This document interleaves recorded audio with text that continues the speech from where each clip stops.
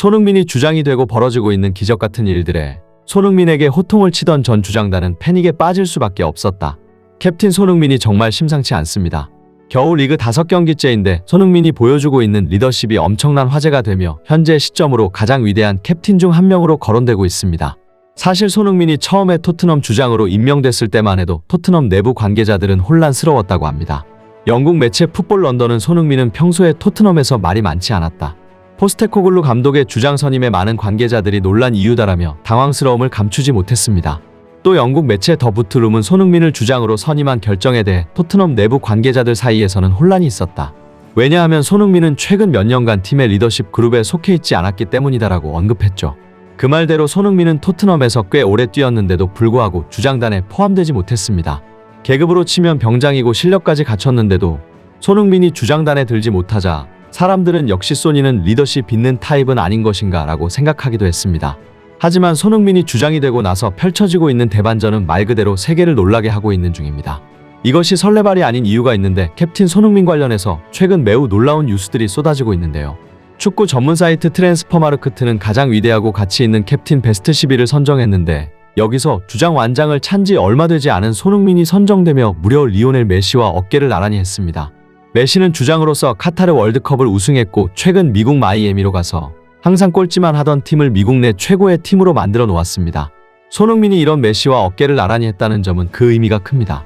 또 저명한 매체인 ESPN은 손흥민을 진정한 주장이자 리더라고 평가했습니다. 그동안 토트넘에서 볼 수 없었던 유형의 캡틴 손흥민 체제는 토트넘의 모든 부분을 바꾸고 있다고 극찬을 보낸 것입니다.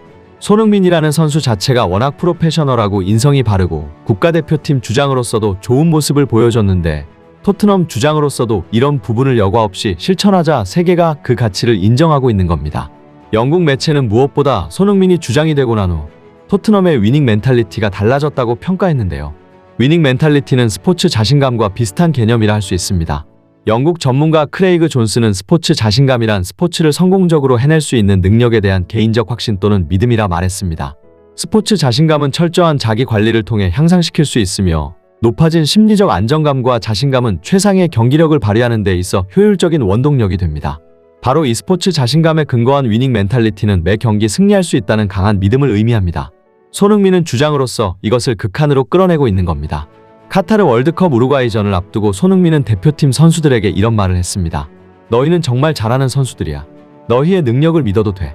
여기서 모든 걸 쏟고 나오자. 즉 위닝 멘탈리티가 충만한 선수는 자신의 능력을, 동료들의 능력을 신뢰합니다. 때문에 신뢰에서 비롯된 좋은 플레이를 펼침으로써 경기를 승리로 이끌어갈 확률이 높은 것이죠. 손흥민이 주장이 되고 가장 달라진 점은 그 누구보다 주장이 먼저 나서 팀원들의 능력을 신뢰한다는 것이고 본인이 솔선수범의 모습을 보인다는 것인데요. 존스는 손흥민은 리그에서 매 경기 지칠 줄 모르는 압박을 앞세워 동료들의 사기를 북돋는 플레이를 보여줬다. 손흥민의 미친 압박은 단순히 전술의 문제가 아니다. 손흥민은 자신의 모든 걸 던져서 이기겠다는 의지를 보이며 동료들의 승부욕을 끌어내고 있다라고 평가했습니다. 이런 선수가 팀에 많으면 많을수록 그 팀은 위닝 멘탈리티를 갖추고 승리하는 팀으로 거듭난다는 겁니다. 솔직히 말하면 토트넘은 위닝 멘탈리티가 없는 팀이었습니다. 토트넘이 우승과 지독히 인연이 없었던 이유도 마인드셋부터 잘못됐기 때문입니다. 그렇다면 왜 전 주장단인 요리스와 케인, 다이어가 팀을 이끌 때 없던 위닝 멘탈리티가 손흥민이 주장이 되고 나서 생긴 것일까요? 영국 현지에서는 이에 대한 갑론을박이 펼쳐지며 그 이유를 분석했는데 아주 흥미로운 내용이 하나 나왔습니다. 바로 손흥민이 주장 완장을 달기 이전에 토트넘은 케인이라는 제왕적인 존재 때문에 선수들의 동기부여가 떨어졌다는 겁니다. 생각을 해보면 지난 시즌 토트넘의 성적은 형편없었다는 말이 따가울리는데요. 모든 대회에서 다 탈락하고 리그에서도 계속 밑바닥을 치다가 8위라는 굴욕적인 순위로 시즌을 마감했습니다. 하지만 딱 한 명 빛나는 선수가 있었는데요. 바로 해리 케인입니다. 지난 시즌 토트넘은 모든 초점을, 모든 전술의 중심을 오직 케인에게로 맞췄습니다. 풀백, 수비형 미드필더, 사이드 윙어 너나 할 것 없이 모두 빌드업 때 케인만 바라보며 패스했고 케인의 머리를 향해 크로스를 올렸습니다. 당시 콘테 감독은 철저히 케인 위주의 전술을 짰고 선수들은 이것에 익숙해졌습니다. 그 결과 팀은 바닥을 향해 떨어지는데도 케인은 리그 30골이라는 어마어마한 골을 기록했습니다. 이에 영국 현지에서는 이런 평가들이 쏟아졌습니다. 토트넘은 케인 없으면 리그 중위권도 될 수 없는 팀. 케인이 떠나면 토트넘은 강등권 경쟁을 하고 있을 것이다. 케인 말고 나머지는 축구 자체를 못한다 등등 비판적인 얘기였습니다. 이런 분위기가 계속 형성되자 콘테는 더욱더 케인 위주 전술을 짰고 케인도 자신에게 몰빵되는 축구를 당연하게 여겼으며 선수들도 케인 몰빵 전술을 의심하지 않았습니다. 케인에게만 공을 주다 보면 어떻게든 골을 넣으니까 말이죠. 즉 사실상 지난 시즌 토트넘 축구는 11명이서 한 게 아니라 어떻게 보면 케인 혼자 한 거라도 해도 무방한 겁니다. 그런데 여기엔 미처 알지 못했던 심각한 문제가 도사리고 있었습니다. 바로 선수들의 위닝 멘탈리티가 완전히 박살이 나버린 겁니다. 영국 전문가 크레이그는 바로 지난 시즌 케인에게 모든 초점을 맞춘 토트넘의 축구가 선수들의 위닝 멘탈리티, 동기부여를 없애버렸다고 말했습니다. 감독부터가 케인으로 모든 것을 해결하려고 하고 현지에서는 케인 없으면 중위권도 못하는 팀이라는 평가가 쏟아지니 일단 선수들은 자신감을 잃어버렸습니다. 선수들 대부분은 케인 없으면 아무것도 아닌 팀이라는 말에 자존심 상하고 괴로웠을 겁니다. 하지만 이런 토트넘의 축구는 1년 동안 개선이 될 기미가 보이지 않았고 결국 선수들은 케인 몰빵 축구에 그리고 형편없는 성적을 거두는 것에 익숙한 상태가 돼버리고 말했습니다. 익숙해지는 것은 무서운 일입니다.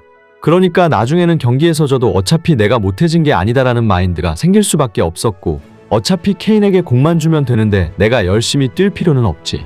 케인의 컨디션이 좋아야 경기에서 이길 수 있으니까 라는 마인드가 생길 수밖에 없었던 거죠. 지난 시즌 토트넘의 경기를 꼬박꼬박 챙겨본 사람들이라면 알겠지만 중반기 이후 토트넘 선수들은 완전히 동기부여가 상실되어 자신들이 왜 이겨야 하는지, 어떻게 이길 수 있는지, 심지어 왜 그라운드에 서 있어야 하는 건지조차도 모르는 듯한 느낌이었습니다.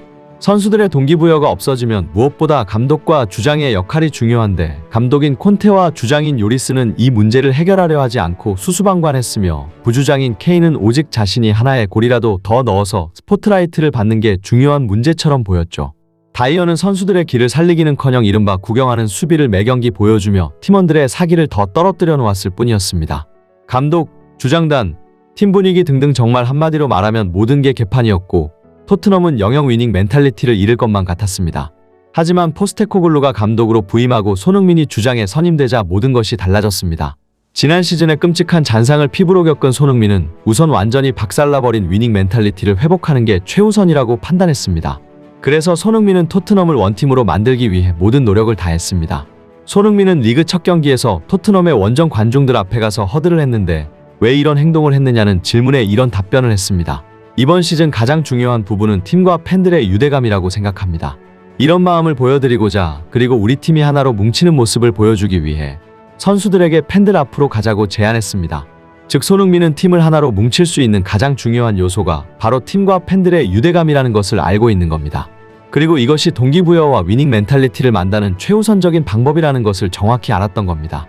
또한 손흥민은 팀의 주장으로서 지난 시즌 오직 케인이라는 팀의 황제를 조력하기 위해 존재했던 케인 없으면 아무것도 아니라는 소리를 듣던 선수들에게 너희는 최고의 선수들이야 라고 계속 말했습니다.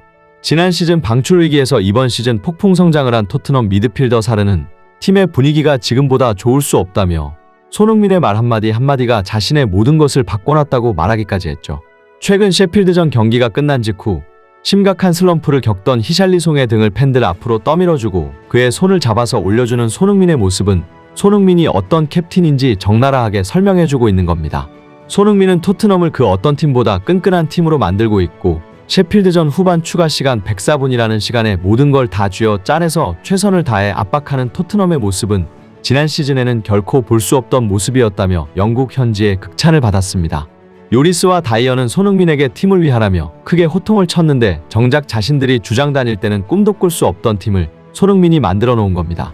최고의 캡틴 손흥민이 앞으로도 흥하길 바라며 생생튜브 영상 마치겠습니다.